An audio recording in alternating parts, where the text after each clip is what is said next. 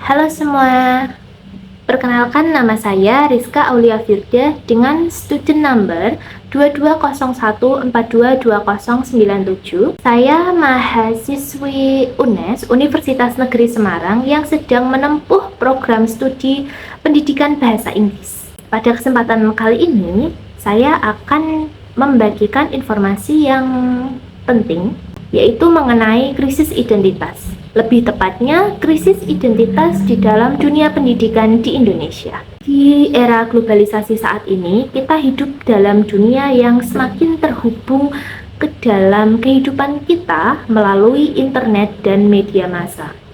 Tidak dipungkiri, seluruh anak saat ini tidak ada yang tidak memiliki gadget. Dan kita juga sering mendengar kalau dunia berada di genggaman kita hanya dengan smartphone atau gadget. Namun, di balik kemajuan yang dibawa globalisasi, kita juga mendapat tantangan baru, yaitu krisis identitas di kalangan generasi muda, terutama di dunia pendidikan.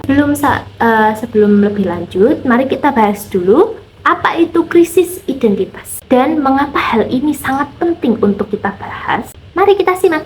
Apa sih itu krisis identitas? Krisis identitas adalah kondisi di mana seseorang mengalami kebingungan atau ketidakjelasan mengenai siapa mereka dan apa yang mereka yakini. Hal ini sering terjadi di masa remaja, ketika individu sedang mencari jati diri. Nah, dalam konteks pendidikan, krisis identitas bisa terjadi karena siswa merasa terasing dari budaya dan nilai-nilai budaya lokal karena pengaruh globalisasi tersebut. Kita bisa melihat studi kasus, yaitu yang sangat general atau umum pada kalangan anak sekolahan di Indonesia. Banyak siswa yang bersekolah di perkotaan, kota-kota maju seperti Jakarta dan sebagainya, lebih mengenal budaya K-pop, lalu fashion yang trendy kekinian yaitu Korea atau gaya hidup, dan mereka lebih menyukai lagu pop barat yang mana kita bisa lihat Taylor Swift, mereka juga sedang menggemari itu, dan mereka menjadi kehilangan akar budaya dan jati diri bangsa, yang mana menghambat kembangan karakter dan kepribadian siswa, serta menyebabkan mereka kehilangan rasa menghargai terhadap nilai-nilai budaya lokal. Misalnya, mereka lebih fasih menyanyikan lagu barat seperti Taylor Swift, lalu One Direction, lalu Harry Styles, Ariana Grande, and so on, atau K-pop yang saat ini sedang take over the world gitu ya, daripada lagu daerah mereka sendiri. Lalu contoh lain, penggunaan bahasa asing dalam komunikasi sehari-hari yang lebih dominan dibandingkan bahasa daerah atau bahasa Indonesia. Kita juga sering melihat anak-anak di kota-kota besar menggunakan bahasa asing ya, bahasa Inggris lebih tepatnya. Mereka itu orang-orang saat ini menyebutnya bahasa Jaksel yang dicampur-campur bahasa Inggris dan bahasa Indonesia, tapi mereka lebih menunjukkan dominannya ke bahasa Inggris. Hal ini membuat generasi muda kurang mengenal warisan budaya mereka sendiri. Dampak dari krisis identitas ini cukup serius. Salah satunya adalah hilangnya kebanggaan terhadap budaya lokal yang berujung pada kurangnya melestarikan budayanya. Lalu, apa sih solusi yang dapat kita berikan untuk mengatasi krisis identitas ini? Berikut ini saya dapat memberikan beberapa solusi yang dapat diterapkan dalam menghadapi krisis identitas, khususnya di dunia pendidikan.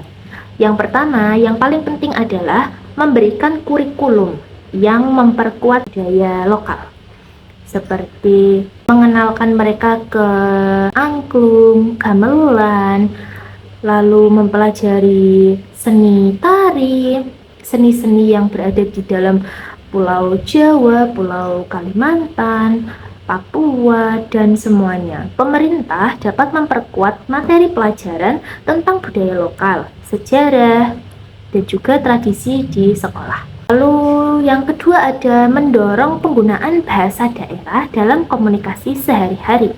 Ini juga penting dapat sekolah lakukan dengan memberikan ekstrakurikuler atau kita sebutnya klub ya, klub untuk mempelajari bahasa daerah. Lalu yang ketiga ada mengadakan pameran atau festival budaya secara rutin. Ini diharapkan agar anak-anak atau anak sekolahan tidak melupakan budayanya sendiri. Dengan mengadakan pameran dan festival kebudayaan di sekolah mereka secara rutin agar memperkuat dan tidak menghilangkan karakter mereka sebagai orang Indonesia dan memperkenalkan lebih jauh akan budaya mereka sendiri. Lalu yang selanjutnya ada mengadakan pariwisata budaya dan mengunjungi situs-situs budaya yang perlu dilestarikan. Ini cukup penting karena dengan kita melakukan pariwisata ke tempat-tempat bersejarah seperti halnya Candi Borobudur, Prambanan, lalu sebagainya, anak-anak dikenalkan tentang budaya kita zaman dahulu. Dan juga mengunjungi pelestarian situs budaya. Itu juga sangat penting seperti diajarkan untuk cara membuat batik, melukis batik, lalu bermain gamelan, dan juga diajarkan ke permainan tradisional, tari tradisional, dan so on. Lalu yang terakhir adalah peran orang tua dan lingkungan sekitarnya juga amat sangat penting. Semuanya penting, tapi peran orang tua juga lebih penting karena dukungan dari rumah, yang mana rumah adalah tempat anak ya. Hampir seluruh hari, satu harinya itu dilakukan di rumah. Dan juga peran dari rumah ini cukup penting dan juga lingkungan sekitarnya untuk memperkuat pembelajaran budaya di sekolah. Jika di dalam keluarga saja mereka tidak diberikan pengetahuan tentang budayanya, jadi anak itu juga akan mengalami krisis identitas. Lalu dengan upaya yang dapat kita lakukan di atas dari pemerintah, sekolah, dan orang tua, kita diharapkan dapat mengatasi krisis identitas di dunia pendidikan dan membantu generasi muda untuk membangun identitas budaya yang kuat dan menghargai keragaman budaya. Dengan menjaga akar budaya kita dapat menghadapi arus globalisasi dengan bijak dan mempertahankan jati diri bangsa kita. Kalau bukan dimulai dari kita, lalu siapa lagi? Baik, cukup sekian yang dapat saya sampaikan. Terima kasih sudah menonton dan sampai jumpa.